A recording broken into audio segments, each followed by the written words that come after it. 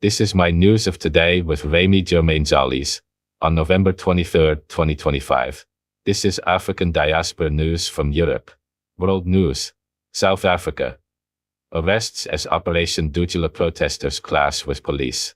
I, Rayme Jurmain Djalis, am reviewing a report from Africa News with the Associated Press.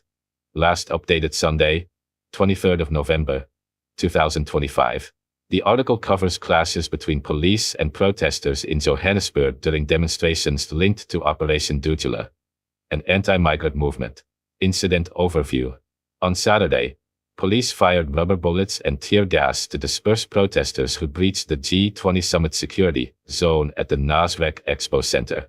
The demonstrators aimed to draw global attention to local challenges, including high crime and unemployment, protesters and leadership.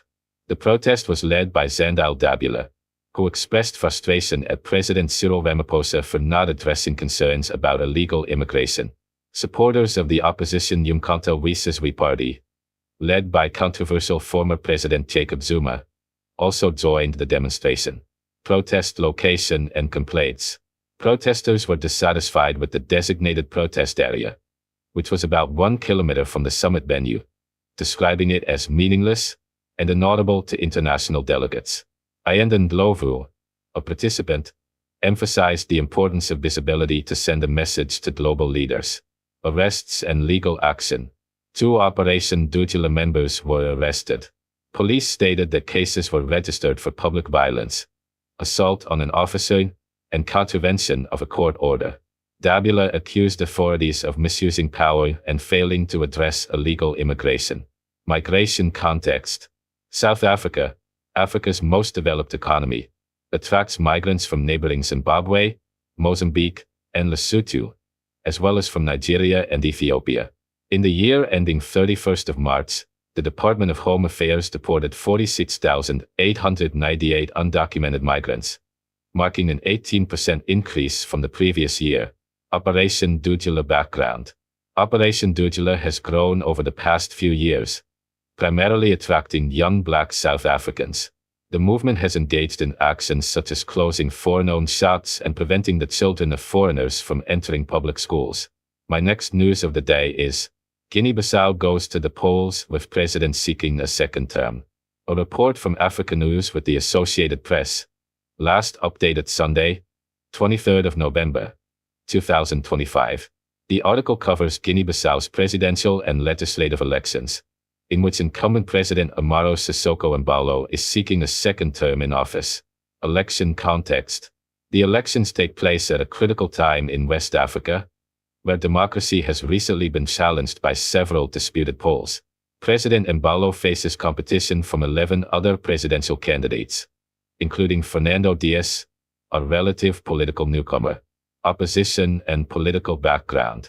Embalo is supported by former Prime Minister Domingos Simoes Pereira, leader of the main opposition party, the African Party for the Independence of Guinea and Cape Verde, PAIC, which played a central role in Guinea-Bissau's struggle for independence from Portugal. However, both Pereira and the PAIC were barred from participating after authorities said they failed to submit their applications on time. Expected outcome and platforms. Analysts predict a close race between Embalo and Dias, with the winner needing more than 50% of the votes to secure victory outright. President Embalo, a former army general who first assumed office in 2021, is supported by a coalition of more than 20 political groups. He has pledged to bring stability, improve road infrastructure, and expand access to water if re-elected. Dias has promised to improve basic services, promote reconciliation, and maintain a separation between the military and politics. Potential risks. Guinea-Bissau has experienced multiple coups, and the exclusion of the main opposition, combined with rivalry among military factions, raises concerns about a possible post-election crisis. If Embalo wins, he will become the first leader in 3 decades to secure a second consecutive term in the West African nation. Voter participation and results. Approximately 900,000 voters are registered to cast ballots for the new head of state and for the 102 members of the National People's Assembly.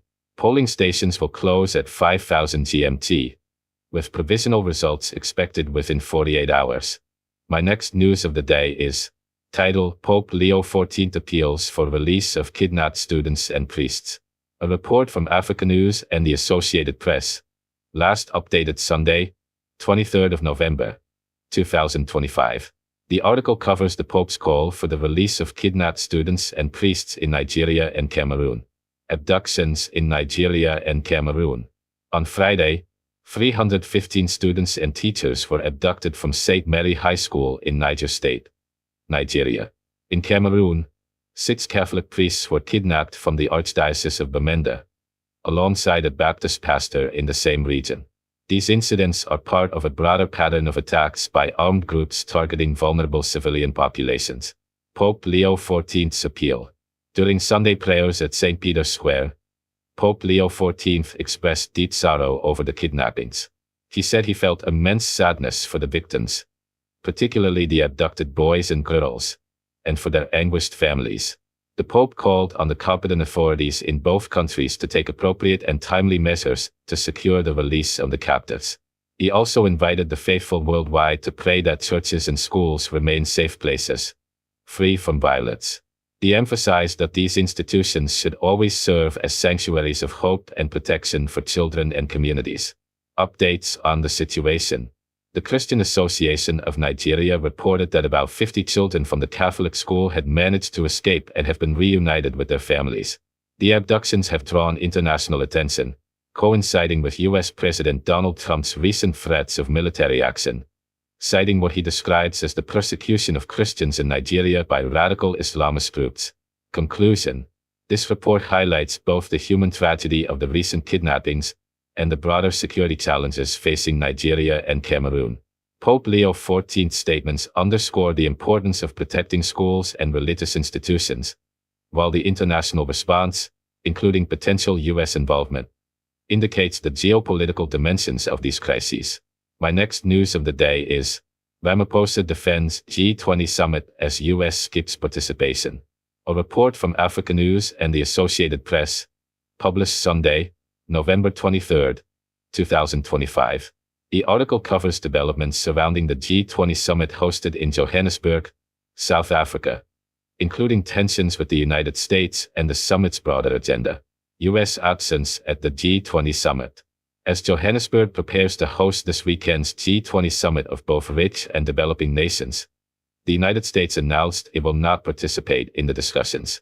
The White House stated that it would only send a diplomatic delegation for the handover ceremony, which recognizes that next year's G20 summit will be hosted in the U.S., specifically at President Donald Trump's golf club in Doral, Florida. The U.S. cited claims that South Africa is violently persecuting the country's white Afrikaner farmers as the reason for its boycott. These claims have been widely rejected by international observers. President Trump has repeatedly criticized South Africa since returning to office, including a tense meeting with South African President Cyril Ramaphosa in May, where he raised allegations of violence against Afrikaners, descendants of 17th-century European settlers. Ramaphosa stands firm. Despite U.S. pressure, President Ramaphosa has insisted that the summit will issue a joint declaration. South African officials received diplomatic communication from Washington suggesting that no declaration should be adopted because the American delegation would not be present to ensure consensus. Ramaphosa responded firmly, stating, "Without the United States, the whole process of the G20 is moving forward. We will not be bullied." Other leaders, including German Chancellor Friedrich Merz, have expressed hope for joint decisions but acknowledged uncertainty, given the U.S. absence. Summit agenda and goals. South Africa, the first African nation to hold the rotating G20 presidency, aims to advance issues affecting poorer countries. Key priorities include mitigating the impact of climate change and weather-related disasters, easing debt burdens for developing nations, and confronting global wealth inequality.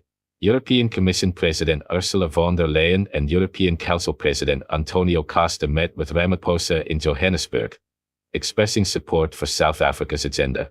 However, U.S. officials, including Secretary of State Marco Rubio, have previously criticized the priorities, dismissing them as overly focused on diversity, equity, inclusion, and climate change.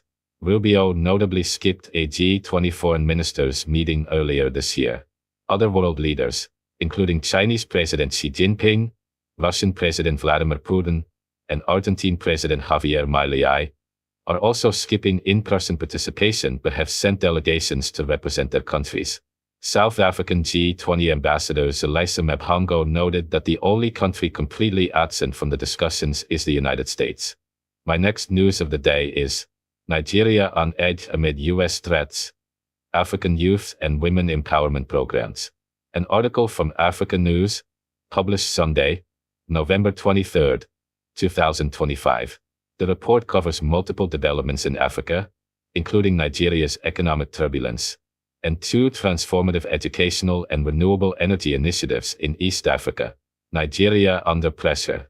Nigeria's financial markets are experiencing significant volatility following threats of sanctions and possible military action from U.S. President Donald Trump.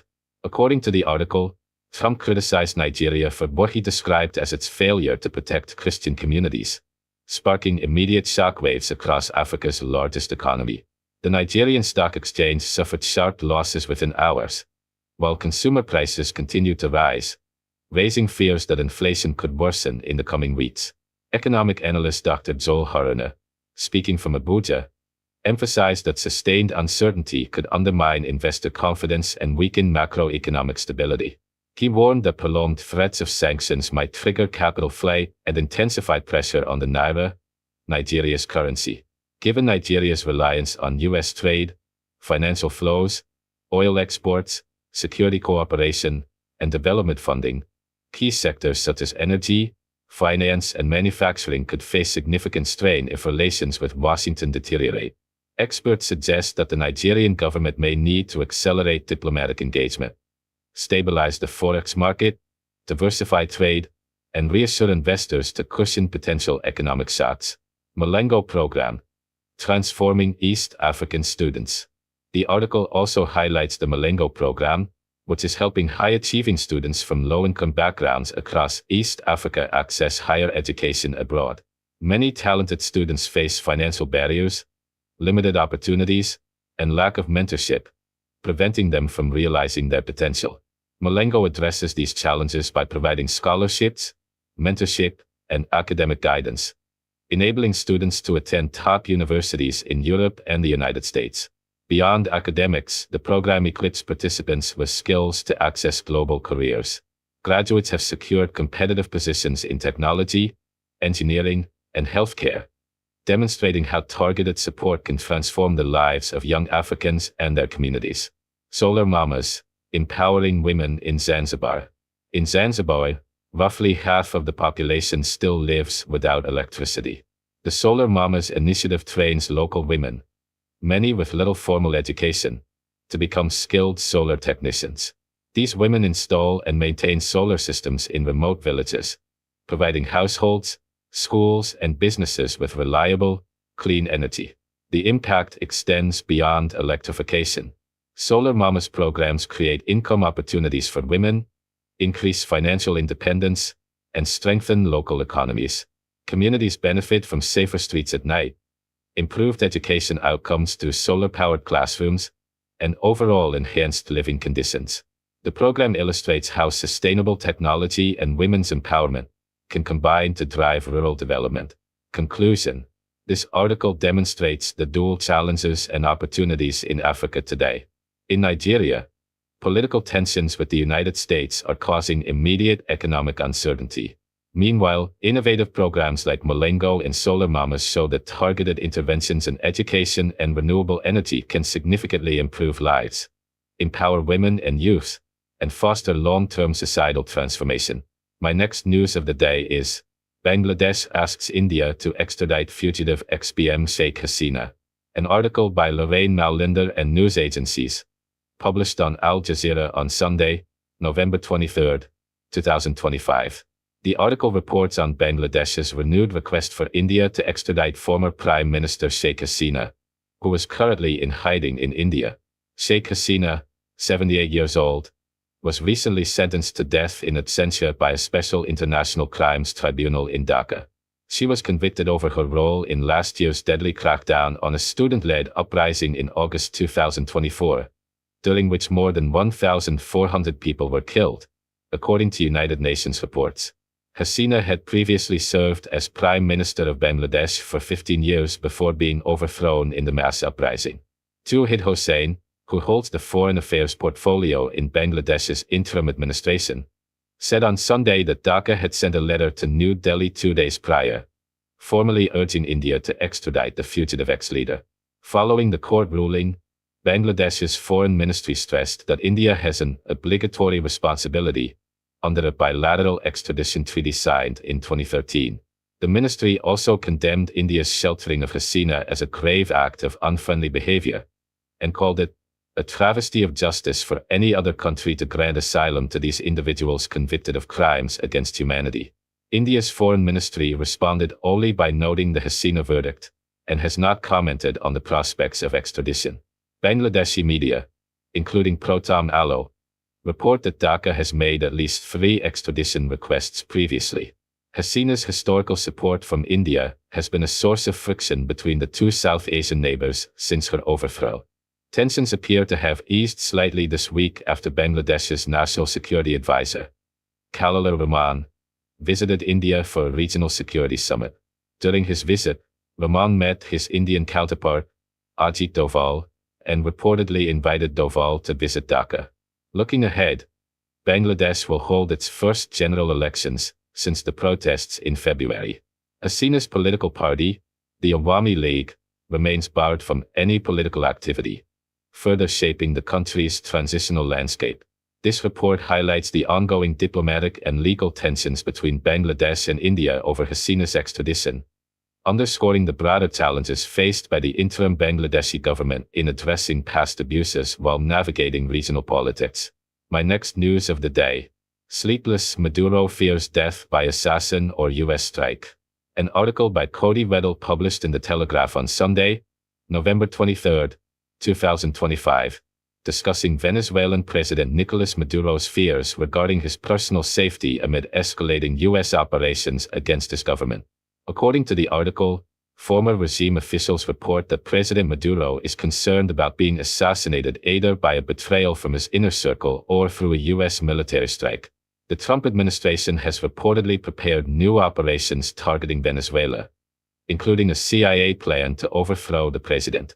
Maduro is also concerned about the Trump administration's designation of the Cartel of the Sun's drug trafficking network as a terrorist organization, which is alleged to be led by him.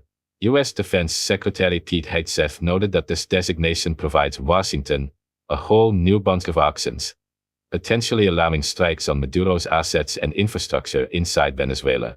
The article notes that the Trump administration has deployed the USS Gerald Ford aircraft carrier to the Caribbean and offered a $50 million reward for information leading to Maduro's arrest. Despite these threats, Maduro has displayed few signs of fear publicly. On Saturday, he attended the premiere of a television series about his life in Caracas, interacting with attendees, while on Friday he danced in front of students to techno music edited to include his repeated phrases, "Peace, peace, peace." He also recently swayed to John Lennon's peace anthem Imagine at another event. Maduro turned 63 on Sunday, and reports suggest he may be engaged in a backchannel with Trump, possibly to negotiate safe passage out of the country. Analysts caution, however, that this could sow mistrust among his inner circle. Victor Majarez, an expert from the University of the Andes in Colombia, warned that Maduro must balance appeasing Trump while ensuring his political, military, and criminal coalition does not perceive him as abandoning them. Inside Maduro's circle, top officials had begun considering his eventual departure from power. Eustoquio Contreras, a former deputy foreign minister under Hugo Chavez, indicated that his allies are likely planning a transition to prevent opposition leader Maria Corina Machado, who won the 2025 Nobel Peace Prize, from taking office. Machado led the opposition effort that defeated Maduro in the July 2024 elections, which he ignored, and she remains in hiding. The article emphasizes that the Venezuelan armed forces were structured to prevent coups and uprisings, with restricted communications and strict surveillance over soldiers. Socialist Party officials reportedly fear that any government change would lead to persecution of those associated with Maduro. Contreras suggested that the crisis is approaching its final stage and warned that if negotiations fail, violence may become inevitable. This article illustrates the precarious position of President Maduro as U.S.-Venezuela tensions escalate, highlighting the complex interplay between internal regime loyalty, potential international intervention, and ongoing political opposition. My next news of the day is Trump's accusations of treason draw bipartisan rebuke. An article by Nicholas Kern, published by ABC News on Sunday, November 23, 2025, about President Donald Trump's accusations of seditious behavior against Democratic lawmakers and the bipartisan response. According to the article, Trump criticized 6 Democratic members of Congress who appeared in a video encouraging military personnel to refuse illegal orders. One of the lawmakers, Senator Alyssa Slotkin, told ABC News that Trump's repeated attacks and threats of the death penalty for sedition were a tool of fear, intended to silence them and distract from other major issues, including the Jeffrey Epstein files and the economy. Republican Representative Michael McCaul also condemned the president's rhetoric, saying, "I don't speak for the president in terms of hanging members of Congress," and emphasized the need to tone down the comments. Despite denials from the White House that Trump was threatening lawmakers with death, the targeted members have reported receiving numerous threats and increased their personal security. Trump has continued to label the lawmakers as traitors and said they should be in jail right now, rather than defending themselves to the media. Slotkin explained that the video was made after officers directly approached them with legal concerns, emphasizing that military personnel can consult their JAG officers when faced with questionable orders, in accordance with the Uniform Code of Military Justice and precedents from Nuremberg.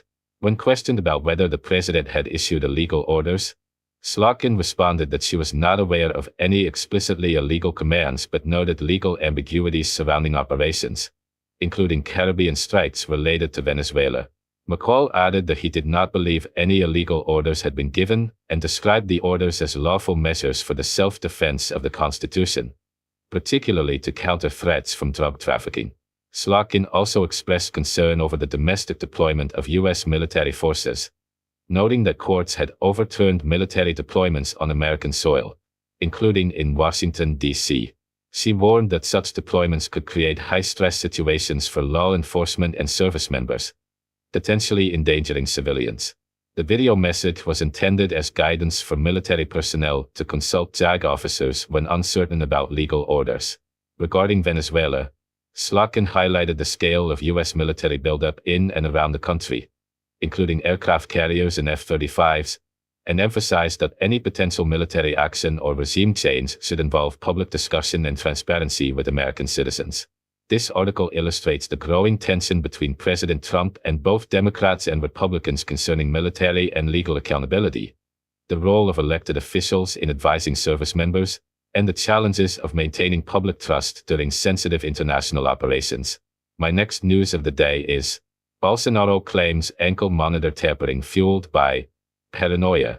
An article by AFP, published on Sunday, November 23, 2025, about former Brazilian President Jair Bolsonaro and his recent detention related to tampering with a court-ordered ankle monitor. According to the article, the 70-year-old Bolsonaro was taken into custody on Saturday after allegedly using a soldering iron on his monitoring device. He had been under house arrest while appealing a conviction for attempting a coup against leftist rival Luiz Inácio Lula da Silva after the 2022 elections. The Supreme Court considered Bolsonaro a high-flight risk, prompting his transfer to prison. Bolsonaro was sentenced in September to 27 years in prison for leading a criminal organization aiming to prevent Lula from assuming office. He has denied any wrongdoing and retains the right to challenge his conviction in another appeal due by Monday. During a hearing in Brasilia on Sunday, Bolsonaro stated that a state of paranoia, influenced by medication, led him to tamper with the ankle monitor between Friday and Saturday. He claimed he had no intention of fleeing, and that the device's strap was not broken. He explained that he spent much of Friday afternoon attempting to open the bracelet but came to his senses around midnight and stopped. A video released by the court showed Bolsonaro had used a soldering iron on the monitoring bracelet, which was badly damaged and burned, but still on his ankle. The Supreme Court noted that the U.S. Embassy is located near Bolsonaro's residence, emphasizing the potential flight risk. Bolsonaro is a close ally of former U.S. President Donald Trump, who has condemned the trial as a witch hunt and sanctioned a Supreme Court judge and his family. Trump had also briefly imposed punitive tariffs on Brazil over the case, though most were later rescinded. When asked about potential impacts on U.S.-Brazil relations, President Lula stated during a press conference at the G20 summit in Johannesburg that the matter has nothing to do with it, and emphasized Brazil's sovereignty and the independence of its justice system. Bolsonaro's alleged plot involved plans to assassinate Lula, his Vice President Geraldo Alckmin, and Supreme Court Judge Alexander de Moraes. According to the court, his detention has left Brazil's conservative electorate without a clear leader ahead of the 2026 presidential elections, in which 80-year-old Lula has announced he will seek a fourth term. The Bolsonaro defense team argued that his imprisonment could endanger his life due to frail health, including recurring abdominal issues from a stabbing during the 2018 campaign, which required several follow-up surgeries. This article illustrates the ongoing political tension in Brazil, the legal and health challenges facing Bolsonaro, and the broader implications for the country's upcoming elections and international relations. My next news of the day is Israel kills Hezbollah chief of staff in Beirut strike. An article by Nader Durgam and Robin Millard, published by AFP on Sunday, November 23, 2025. Reporting on an Israeli military strike in Beirut that killed Hezbollah's chief of staff, Haytham Ali Tabatabai. According to the article, the strike targeted an apartment building in the Harat Reich area of Beirut's southern suburbs, a densely populated region under Hezbollah control. Lebanon's health ministry reported that 5 people were killed and 28 others wounded. Hezbollah later stated that 4 of its fighters were among the dead. The attack was conducted by the Israeli military, which confirmed that it had eliminated the terrorist Haytham Ali Tabatabai, Hezbollah's chief of general staff. This strike marks the 5th Israeli attack on Beirut's southern suburbs, since a ceasefire was agreed in November 2024 following over a year of hostilities. Prime Minister Benjamin Netanyahu emphasized that Israel will not allow Hezbollah to rebuild its military capacity, and called on the Lebanese government to disarm the group. Defense Minister Israel Katz warned that Israel would continue the policy of maximum enforcement against any threats.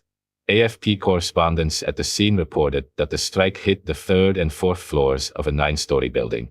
Rescue teams evacuated bodies, and debris littered the streets along with several burned-out vehicles.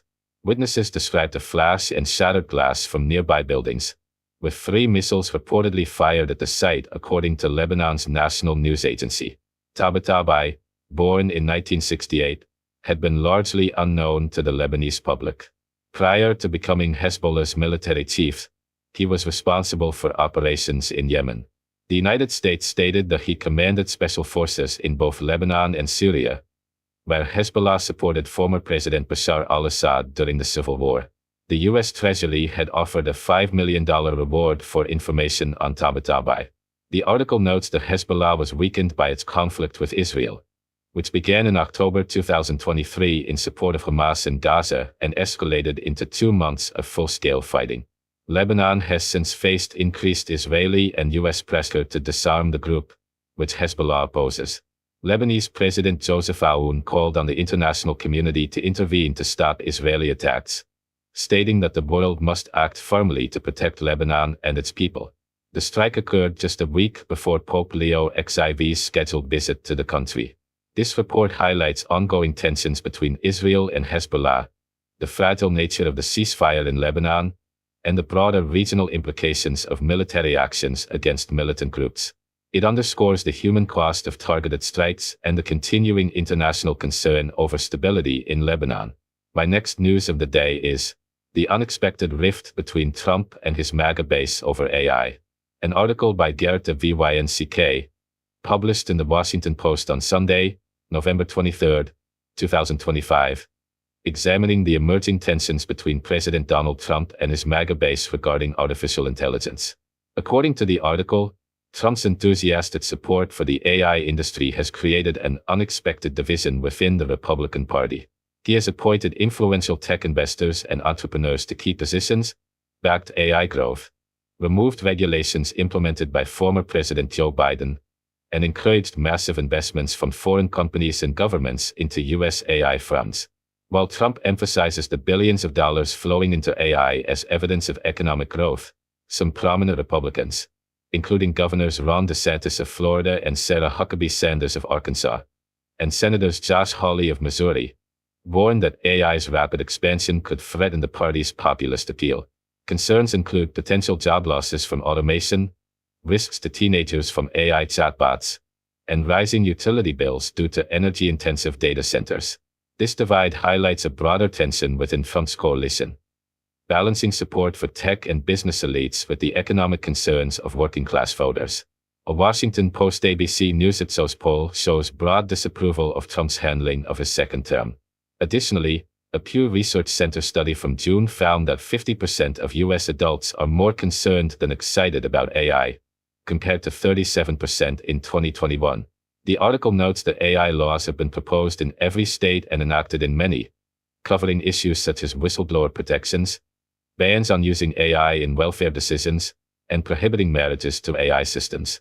Trump's administration has sought to preempt these state laws, even considering executive orders directing the Justice Department to sue states that enact them. Critics argue this benefits the tech industry at the expense of voters' concerns. Republicans opposing Trump's AI stance argue it alienates his grassroots base. Brendan Steinhauser, a conservative strategist and CEO of the Alliance for Secure AI, warned that the MAGA base does not support prioritizing tech moguls' profits over workers and families. State-level leaders, such as DeSantis and Texas Senator Angela Paxton, emphasized the importance of protecting citizens, particularly children, from AI-related harms. Paxton highlighted the need for states to retain autonomy to address real dangers posed by AI.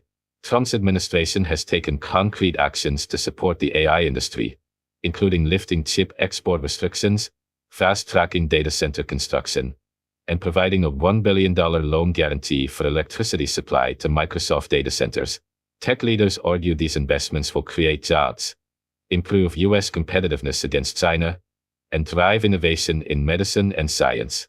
However, critics remain skeptical of exaggerated promises, such as Elon Musk's claim that humanoid robots will eliminate poverty. The article illustrates the tension between Trump's pro-AI policies and the concerns of his populist base, highlighting an internal rift in the Republican Party that could influence political dynamics ahead. It underscores the challenge of reconciling technological enthusiasm with voter anxieties about jobs, safety, and economic security. My next news of the day is Republicans scramble as Obamacare premiums skyrocket. An article by Robert King and Simon J. Levine, published on Yahoo News on Sunday, November 23, 2025, concerning the Republican Party's response to rising Obamacare premiums and expiring subsidies. The article reports that Republicans have struggled for months to address the impending expiration of Obamacare subsidies at the end of the year. During a 6-week government shutdown that ended last week, Republicans delayed action, promising to deal with the issue afterward. With 5 weeks remaining before the new year, lawmakers are now scrambling, divided, and under pressure. Moderate Republicans and those in competitive districts are anxiously drafting legislation, worried about the political consequences if subsidies expire and premiums rise sharply. Others simply want a bill to offer when the Senate votes next month on a likely Democratic proposal to extend the subsidies. During the shutdown, Republicans rejected a similar Democratic plan but agreed to hold a vote. Some Senate Republicans are considering former President Donald Trump's proposal to deliver subsidy funds directly to consumers. However, building consensus in such a short time frame has proven difficult. Politico's recent poll of 2,098 U.S. adults indicated that Democrats retain a 9-point edge on healthcare affordability ahead of the 2026 midterm elections, with 42% trusting Democrats, 33% Republicans, and the rest having no opinion. Retiring Senator Thom Tillis, Republican North Carolina, expressed support for gradually phasing out subsidies, emphasizing the risks of abrupt expiration. Many Republicans, particularly in the House, agree with Tillis, while others prefer to eliminate the increased subsidies for insurance companies created in 2021, or replace them with direct payments. If Congress takes no action, subsidies would revert to their original 2010 Obamacare levels. Senators Bill Cassidy, Republican Louisiana, and Rick Scott, Republican Florida, proposed alternatives, including health savings accounts and Trump Freedom accounts, which could be used to pay premiums. Cassidy noted that unsubsidized bronze plans can cost from a few to several $100s per month per household member, depending on the state. Senate Majority Leader John Thune plans a vote on a subsidy extension in the second week of December. Open enrollment has already begun, with consumers facing average increases of 114% in out-of-pocket premiums. According to the health policy group KFF, some moderate House Republicans, like Representative Don Bacon, Arneb, and Representative Jeff Van Drew, Republican New Jersey, support temporary extensions to prevent sharp increases in costs. The article highlights the partisan and strategic challenges in addressing healthcare subsidies, the political stakes ahead of the 2026 midterms, and the immediate financial impact on American families. Despite disagreements, Republicans and Democrats alike are under pressure to prevent premium spikes and maintain access to health coverage. My next news of the day is, airlines suspend flights to Venezuela amid military threat. An article from TCE by Ellie Cook, reporting on the suspension of flights to Venezuela due to escalating military tensions in the region. According to the article, 6 airlines have suspended operations to Venezuela following a U.S. warning about the deteriorating security situation and increased military activity around the South American country. The affected airlines include Iberia from Spain, TAT from Portugal, Avianca from Colombia, LATAM from Chile, GOL from Brazil, and Caribbean Airlines from Trinidad and Tobago. These suspensions began on Saturday, as reported by Maricela de Loaiza, chair of the Venezuelan Association of Airlines, citing AFP. The U.S. Federal Aviation Administration, or FAA, warned airlines on Friday of a potentially hazardous situation, 4 flights over Venezuela. Pilots were advised to exercise caution while flying into or from the country, as well as when on the ground. The FAA noted that aircraft could be at risk from increased military activity, disruptions to satellite navigation systems, and heightened readiness of the Venezuelan army. The article explains that the U.S. military presence in the southern Caribbean has significantly increased, with actions targeting alleged drug shipments from South America to the United States. Since early September, at least 83 people have died in these operations, according to U.S. government figures. The military buildup appears intended to pressure or potentially remove Venezuela's authoritarian socialist leader, Nicolas Maduro. The U.S., which does not recognize Maduro as the winner of the 2024 presidential election, accuses him of running a drug cartel, a claim he denies. Washington offers a reward of $50 million for information leading to Maduro's arrest. Former President Donald Trump has not ruled out sending troops to Venezuela, though his plans remain unclear. Flight data showed that Avianca, GOL, and LATAM canceled flights from Caracas Main International Airport in Maiquetía on Saturday and Sunday. TAP Air Portugal also canceled flights on Saturday and the following Tuesday, citing the FAA warning that safety in Venezuelan airspace is not guaranteed. Iberia confirmed that it had decided to suspend flights starting Monday while evaluating the situation. The FAA reported that disruptions to satellite navigation around Maiquetía have increased since September, alongside activity related to Venezuela's heightened military readiness.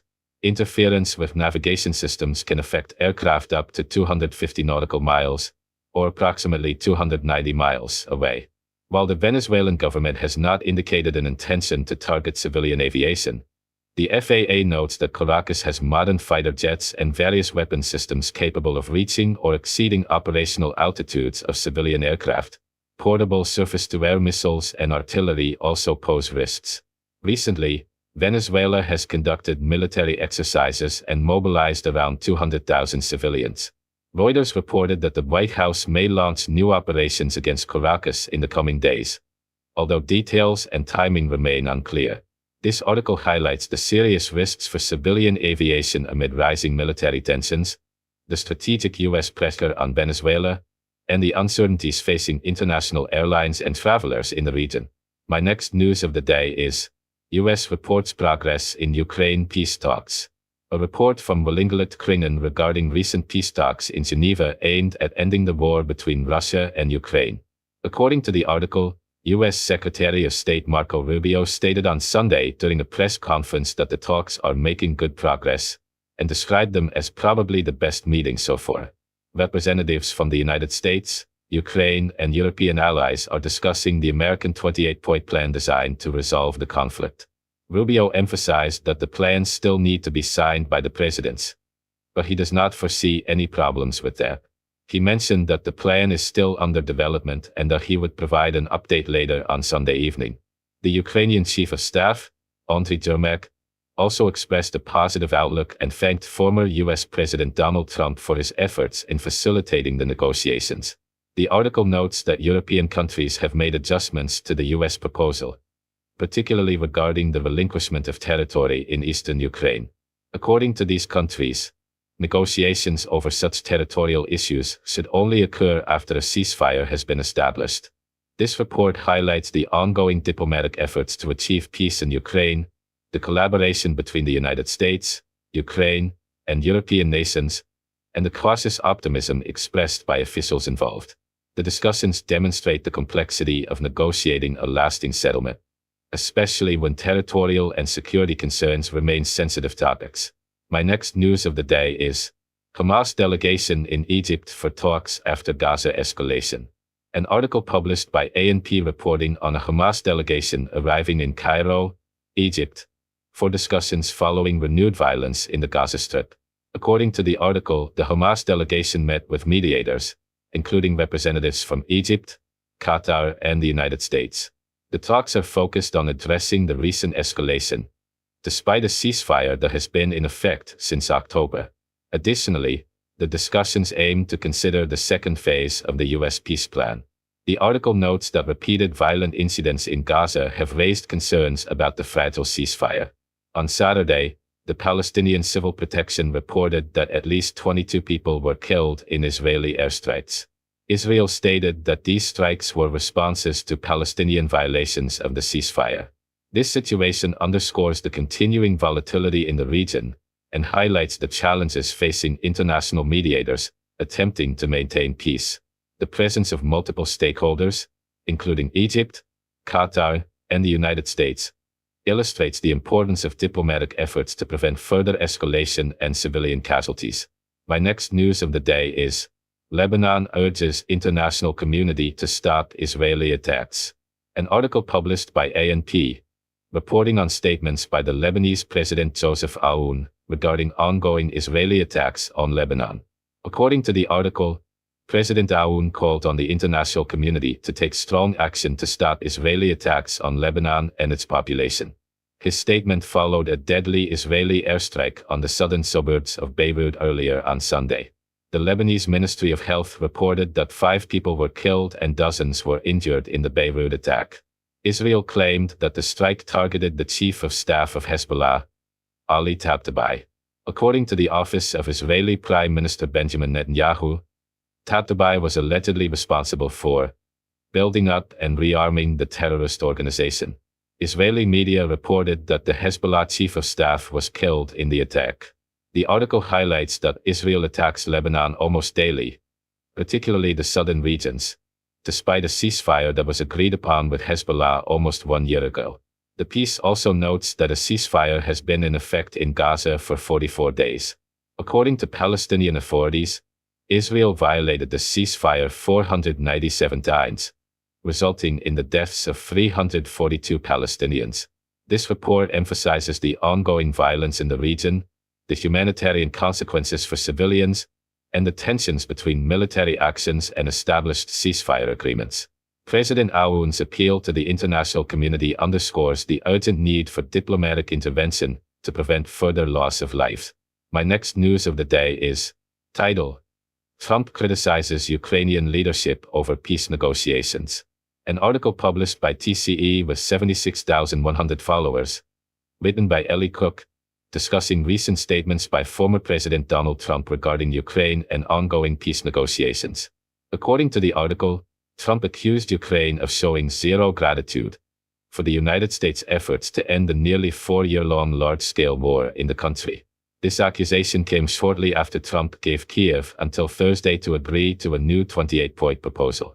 Trump wrote on his Truth Social platform, "Ukrainian leadership has shown zero gratitude for our efforts, and Europe continues to buy Russian oil." The article highlights that the Trump administration had previously worked with Russia on a new peace plan to end the conflict. However, months of negotiations, largely led by the United States, had not produced concrete results, although Ukraine had agreed to an earlier American proposal in March. The article also provides background on the war, noting that Russia began its large-scale invasion of its neighboring country in February 2022 and currently controls approximately 1/5 of Ukraine. Both Moscow and Kiev have maintained strict conditions for a peace agreement, which appear incompatible with each other. The 28-point plan proposed by the United States was met with lukewarm reception in Ukraine and among European officials, who expressed concern that the negotiations could prioritize American dealings over European security and disadvantage Kiev. Ukrainian President Volodymyr Zelensky, in a video message on Friday, warned that Ukraine risked losing U.S. support due to the plan but emphasized that he would not betray his country. He described the situation as one of the most difficult moments in our history. Despite the conflict, Ukraine remains dependent on U.S. military support to sustain its fight against Russian forces. This support includes intelligence sharing, though Ukraine has also developed significant capacities of its own since the beginning of the war. In summary, the article emphasizes the tension between the United States' diplomatic initiatives, the cautious reception in Ukraine and Europe, and the ongoing complexity of the Russian-Ukrainian conflict. Trump's comments highlight a sense of frustration and the diplomatic challenge of negotiating peace in a multinational context with conflicting priorities. My next news is in the next video. I have my news of today for the African Diaspora world on November 23, 2025. Today with Rayme Jurmain Djalis on November 23, 2025. This is African.